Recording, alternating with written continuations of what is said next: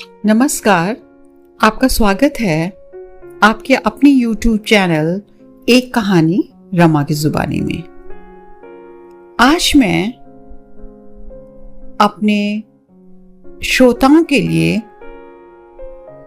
श्री प्रेमचंद जी की बहुत ही मर्मस्पर्शी और गहन कहानी लाई हूं। कहानी का नाम है अभिलाषा। तो आइए सुनते हैं कहानी अभिलाषा। कल पड़ोस में बड़ी हलचल मची। एक पान वाला अपनी स्त्री को मार रहा था।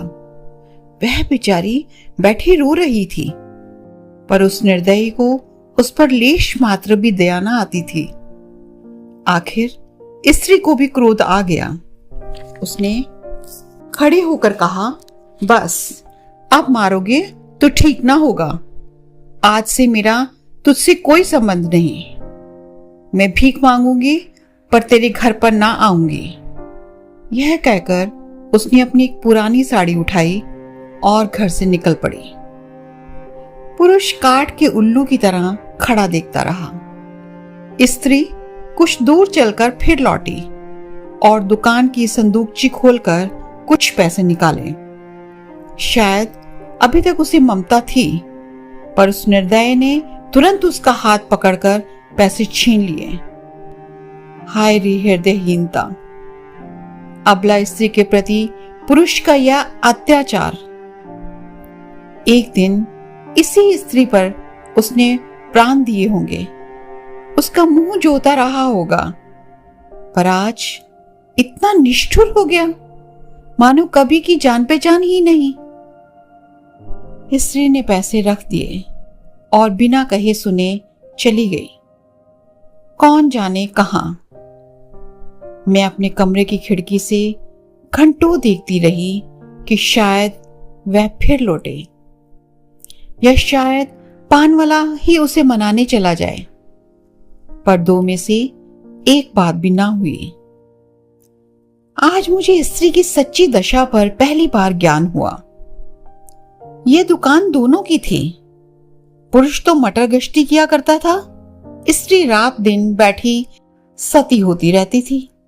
10-11 बजे रात तक मैं उसे दुकान पर बैठी देखती थी। प्रातःकाल नींद खुलती तब भी उसे बैठी पाती। नोच कसोट काट कपट जितना पुरुष करता था उससे कुछ अधिक ही स्त्री करती थी। पर पुरुष सब कुछ है, स्त्री कुछ नहीं। पुरुष जब चाहे उसे निकाल बाहर कर सकता है।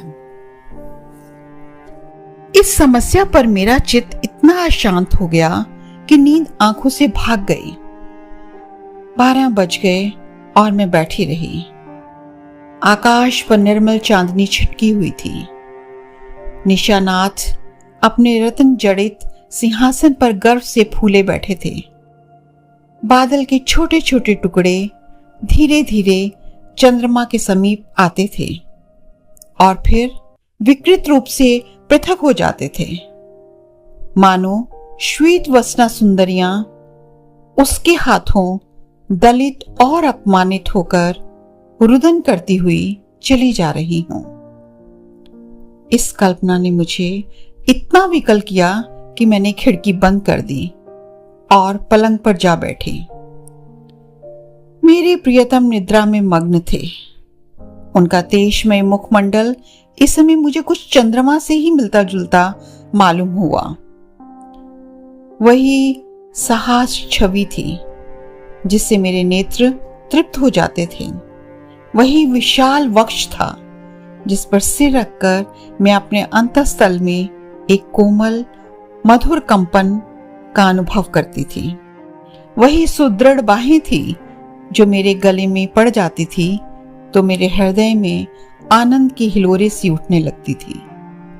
पर आज कितने दिन हुए मैंने उस मुख पर हंसी की उज्जवल रेखा नहीं देखी। ना देखने को चित्त व्याकुल ही हुआ। कितने दिन हुए मैंने उस वक्ष पर सिर नहीं रखा और ना वे बाहें मेरे गले में पड़ी। क्यों? क्या मैं कुछ और हो गई? या पतिदेव ही कुछ और हो गए। अभी बहुत दिन भी तो नहीं बीते, कुल 5 साल हुए हैं, कुल 5 साल, जब पतिदेव ने विकसित नेत्रों और लालायित अधरों से मेरा स्वागत किया था।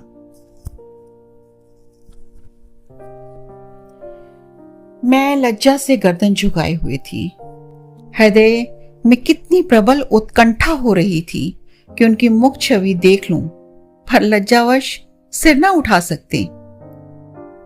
आखिर एक बार मैंने हिम्मत करके आंखें उठाई और यद्यपि दृष्टि आधे रास्ते से ही लौट आई, तो भी उस अर्थ दर्शन से मुझे जो आनंद मिला, क्या उसे कभी भूल सकती हूं? वह चित्र अब भी मेरे हृदय पटल पर खिंचा हुआ है। जब कभी उसका स्मरण आ जाता तो हृदय पुलकित हो उठता। उस आनंद स्मृति में अब भी वही गुदगुदी, वही सनसनी है, लेकिन अब रात दिन उस छवि के दर्शन करती हूँ। उषा काल, प्रातः काल, मध्याह्न काल, संध्या काल, निशा काल, 8 पहर उसको देखती हूँ, पर हृदय में गुदगुदी नहीं होती। वह मेरे सामने खड़े मुझसे बातें किया करते हैं, मैं क्रोशी की ओर देखती रहती हूँ। जब वे घर से निकलते थे तो मैं द्वार पर आकर खड़ी हो जाती थी, और जब वे पीछे फिरकर मुस्कुरा देते थे तो मुझे मानो स्वर्ग का राज्य मिल जाता था। मैं तीसरे पहर कोठे पर चढ़ जाती थी और उनके आने की बाट जोहने लगती थी।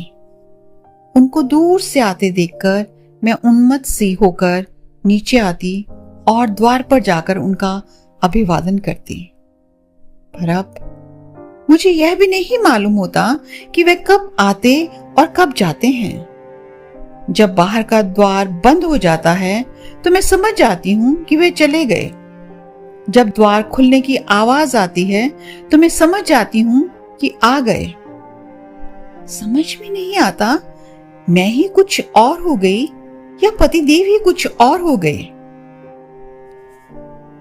तब वे घर में बहुत ना आते थे। जब उनकी आवाज कानों में आ जाती तो मेरी देह में बिजली सी दौड़ जाती थी। उनकी छोटी छोटी बातों, छोटे छोटे कामों को भी मैं अनुरक्त मुग्ध नेत्रों से देखा करती थी। जब वह छोटे लाल को गोद में उठाकर प्यार करते, तब टॉमी का सिर थपथपाए उसे लिटा देते थे। जब बूढ़ी भक्तिन को चिढ़ाकर बाहर भाग जाते थे, जब बाल्टियों में पानी भर भर कर पौधों को सींचते थे, तब ये आंखें उसी और लगी रहती थी। पर अब वे सारे दिन घर में रहते हैं, मेरे सामने हंसते हैं, बोलते हैं, मुझे खबर भी नहीं होती, न जाने क्यों। तब किसी दिन उन्होंने फूलों का एक गुलदस्ता मेरे हाथ में रख दिया था और मुस्कुराए थे। वह प्रणय का उपहार पाकर मैं फूली न समाई थी, केवल थोड़े से फूल और पत्तियां थी, पर उन्हें देखने से मेरी आंखें किसी भांति तृप्त ही ना होती थी। कुछ देर हाथ में लिए रही, फिर अपनी मेज पर फूलदान में रख दिया। कोई काम करती होती तो बार बार आकर उस गुलदस्ते को देख जाती। कितनी बार उसे आंखों से लगाया, कितनी बार उसे चूमा। कोई 1 लाख रुपए भी देता तो उसे ना देती। उसकी एक एक पंखुड़ी मेरे लिए एक एक रत्न थी। जब वह मुरझा गया तो मैंने उसे उठाकर अपने बक्स में रख लिया था। तब से उन्होंने मुझे हजारों चीजें उपहार में दी हैं, एक से एक रत्न जड़ित आभूषण, एक से एक बहुमूल्य वस्त्र और गुलदस्ते तो प्राय नित्य ही लाते हैं। लेकिन इन चीजों को पाकर मैं उल्लास नहीं होता। मैं उन चीजों को पाकर आईने में अपना रूप देखती हूँ और गर्व से फूल उठती हूँ। अपनी हमजोलियों को दिखाकर अपना गौरव और उनकी ईर्ष्या बढ़ाती हूँ। बस तो थोड़े ही दिन हुए हैं उन्होंने मुझे यह चंद्रहार दिया है, जो इसे देखता है मोहित हो जाता है। मैं तो उसकी बनावट और सजावट पर मुग्ध हूं। मैंने अपना संदूक खोला और उस गुलदस्ते को निकाल लाई। आह, इसे हाथ में लेते ही मेरी एक एक नस में बिजली दौड़ गई। हृदय के सारे तार कंपित हो गए। वे सूखी हुई पंखुड़ियां जो पीले रंग की हो गई थी, बोलती हुई मालूम होती थी। उसके सूखे मुरझाए हुए मुखों के अस्फुटित कंपित अनुराग में डूबे शब्द साए साए करके निकलते हुए जान पड़ते थे। किंतु वह रत्न जड़ित कांति से दमकता हुआ हार स्वर्ण और पत्थरों का एक समूह था, जिसमें प्राण न थे, संज्ञा न थी, मर्म न था। मैंने फिर गुलदस्ते को चूमा, कंठ से लगाया, आर्द्र नेत्रों से सींचा और फिर संदूक में रख दिया। आभूषणों से भरा हुआ संदूक भी उस एक स्मृति चिन्ह के सामने तुच्छ था। ये क्या रहस्य था? फिर मुझे उनके एक पुराने पत्र की याद आ गई। उसे उन्होंने कॉलेज से मेरे पास भेजा था। उसे पढ़कर मेरे हृदय में जो आनंद हुआ था, जो तूफान उठा था, आंखों से जो नदी बही थी, क्या उसे कभी भूल सकती हूं? उस पत्र को मैंने अपनी सुहाग की पिटारी में रख दिया था। इस समय उस पत्र को पढ़ने की प्रबल इच्छा हुई। मैंने पिटारी से वह पत्र निकाला। उसे स्पर्श करते ही मेरे हाथ कांपने लगे, हृदय में धड़कन होने लगी। मैं कितनी देर से उसे हाथ में लिए खड़ी रही, कह नहीं सकती। मुझे ऐसा मालूम हुआ कि मैं फिर वही हो गई हूं जो पत्र पाते समय थी। उस पत्र में क्या प्रेम के कवित्वमय उद्गार थे? क्या प्रेम की साहित्यिक विवेचना थी? क्या वियोग व्यथा का करुण क्रंदन था? उसमें तो प्रेम का एक शब्द भी न था। लिखा था, कामिनी, तुमने 8 दिनों से कोई पत्र नहीं लिखा। क्यों नहीं लिखा? अगर तुम मुझे पत्र ना लिखोगी तो मैं होली की छुट्टियों में घर ना आऊंगा, इतना समझ लो। आखिर तुम सारे दिन क्या किया करती हो? मेरी उपन्यासों की अलमारी खोल ली है क्या? आपने मेरी अलमारी क्यों खोली? समझती होंगी मैं पत्र ना लिखूंगी तो बच्चा खूब रोएंगे और हैरान होंगे। यहां इसकी परवाह नहीं है। 9 बजे रात को सोता हूं तो 8 बजे उठता हूं। कोई चिंता है तो यही कि फेल ना हो जाऊं। अगर फेल हुआ तो तुम जानोगी। कितना सरल भोले हृदय से निकला हुआ निष्कपट मानपूर्ण आग्रह और आतंक से पत्र भरा हुआ था। मानो उसका सारा उत्तरदायित्व मेरे ही ऊपर था। ऐसी धमकी क्या अब भी वे मुझे दे सकते हैं? कभी नहीं। ऐसी धमकी वही दे सकता है जो ना मिल सकने की व्यथा को जानता हो, उसका अनुभव करता हो। पतिदेव, आप जानते हैं इस धमकी का मुझ पर कोई असर ना होगा। मैं हंसूंगी और आराम से सोऊंगी, क्योंकि मैं जानती हूं वे अवश्य आएंगे और उनके लिए ठिकाना ही कहां है, जा ही कहां सकते हैं। तब से उन्होंने मेरे पास कितने पत्र लिखे हैं। 2 दिन को भी बाहर जाते हैं तो जरूर एक पत्र भेजते हैं, और जब 10-5 दिन को जाते हैं तो नित्य प्रति एक पत्र आता है। पत्रों में प्रेम के चुने हुए शब्द, चुने हुए वाक्य, चुने हुए संबोधन भरे होते हैं। मैं उन्हें पढ़ती हूं और एक ठंडी सांस लेकर रख देती हूं। हाय, वह हृदय कहां गया? प्रेम के इस निर्जीव भाव शून्य कृत्रिम शब्दों में वह अभिन्नता कहां है? वह रस कहां है? वह उन्माद कहां है? वह क्रोध कहां है? वह झुंझलाहट कहां है? उनमें मेरा मन कोई वस्तु खोजता है, कोई अज्ञात, अव्यक्त, अलक्षित वस्तु, पर वह नहीं मिलती। उनमें सुगंध भरी होती है। पत्रों के कागज आर्ट पेपर को मात करते हैं, पर उनका यह सारा बनाव संवार किसी गत यौवना नायिका के बनाव श्रृंगार के सदृश ही लगता है। कभी कभी तो मैं पत्रों को खोलती भी नहीं। मैं जानती हूं उनमें क्या लिखा होगा। उन्हीं दिनों की बात है, मैंने तीज का व्रत किया था। मैंने देवी के सन्मुख सिर झुकाकर वंदना की थी। देवी, मैं तुमसे केवल एक वरदान मांगती हूँ, हम दोनों प्राणियों में कभी विच्छेद ना हो और मुझे कोई अभिलाषा नहीं। मैं संसार की और कोई वस्तु नहीं चाहती। तब से 4 साल हो गए हैं और हम में एक दिन के लिए भी विच्छेद नहीं हुआ। मैंने तो केवल एक वरदान मांगा था। देवी ने वरदानों का भंडार ही मुझे सौंप दिया। पर आज मुझे देवी के दर्शन हो तो मैं उनसे कहूंगी, तुम अपने सारे वरदान ले लो, मैं इनमें से एक भी नहीं चाहती। मैं फिर वही देखना चाहती हूँ जब हृदय में प्रेम की अभिलाषा थी। तुमने सब कुछ देकर मुझे कुछ अतुल सुख से वंचित कर दिया जो अभिलाषा में था। मैं अब की देवी से वह दिन दिखाने की प्रार्थना करूं जब मैं किसी निर्जन जलतट और सघन वन में अपने प्रियतम को ढूंढती फिरूं। नदी की लहरों से कहूं, मेरे प्रियतम को तुमने देखा है क्या? वृक्षों से पूछूं, मेरे प्रियतम कहाँ गए? क्या वह सुख मुझे कभी प्राप्त ना होगा? उसी समय मंद शीतल पवन चलने लगा। मैं खिड़की से बाहर सिर निकाले खड़ी थी। पवन के झोंके से मेरे केश की लटें बिखरने लगी। मुझे ऐसा आभास हुआ मानो मेरे प्रियतम वायु के उन उच्छ्वासों में हैं। फिर मैंने आकाश की ओर देखा। चांद की किरणें चांदी के जगमगाते तारों की भांति आंखों से आंख मिचौनी सी खेल रही थी।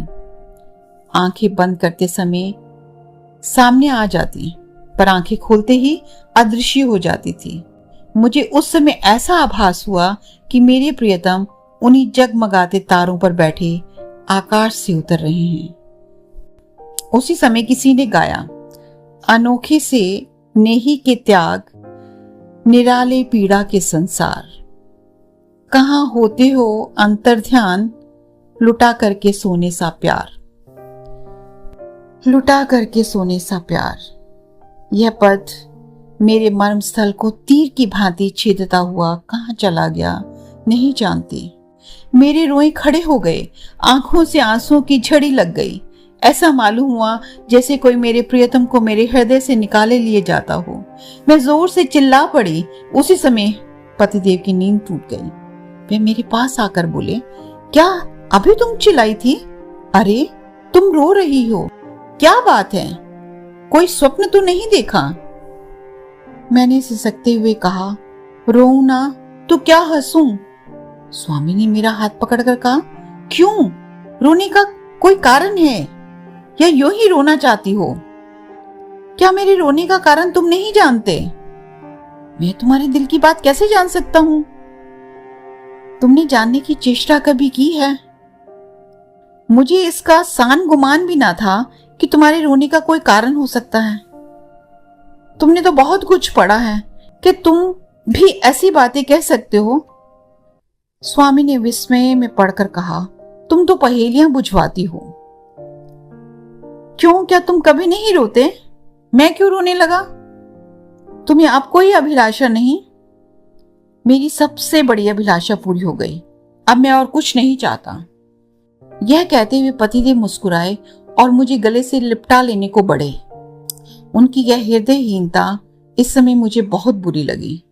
मैंने उनके हाथों को पीछे हटाकर कहा, मैं इस स्वांग को प्रेम नहीं समझती। जो कभी रो नहीं सकता वह प्रेम नहीं कर सकता। रुदन और प्रेम दोनों एक ही स्रोत से निकलते हैं। उसी समय फिर उसी गाने की ध्वनि सुनाई दी, अनोखे सी नेही के त्याग, निराले पीड़ा के संसार, कहाँ होते हो अंतर्ध्यान, लुटा करके सोने सा प्यार। पतिदेव की वह मुस्कुराहट लुप्त हो गई। मैंने उन्हें एक बार कांपते देखा। ऐसा जान पड़ा उन्हें रोमांच हो रहा है। सहसा उनका दाहिना हाथ उठकर उनकी छाती तक गया। उन्होंने लंबी सांस ली और उनकी आंखों से आंसू की बूंदें निकलकर गालों पर आ गई। तुरंत मैंने रोते हुए उनकी छाती पर सिर रख दिया और उस परम सुख का अनुभव किया जिसके लिए कितने दिनों से मेरा हृदय तड़प रहा था। आज फिर मुझे पतिदेव का हृदय धड़कता हुआ सुनाई दिया। आज उनके स्पर्श से फिर स्फूर्ति का ज्ञान हुआ। अभी तक उस पद के शब्द मेरे हृदय में गूंज रहे थे, कहाँ होती हो अंतर ध्यान, लुटा करके सोने सा प्यार।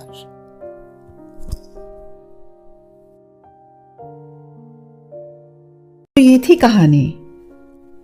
उम्मीद है आपको पसंद आई होगी। अगर पसंद आई हो तो कमेंट सेक्शन में लिखकर अवश्य बताएं और लाइक बटन दबाना भी ना भूलें। चैनल को ज्यादा से ज्यादा सब्सक्राइब करें ताकि हम हिंदी साहित्य से कहानी और कविताओं के अमूल्य खजाने आपके लिए ला सकें।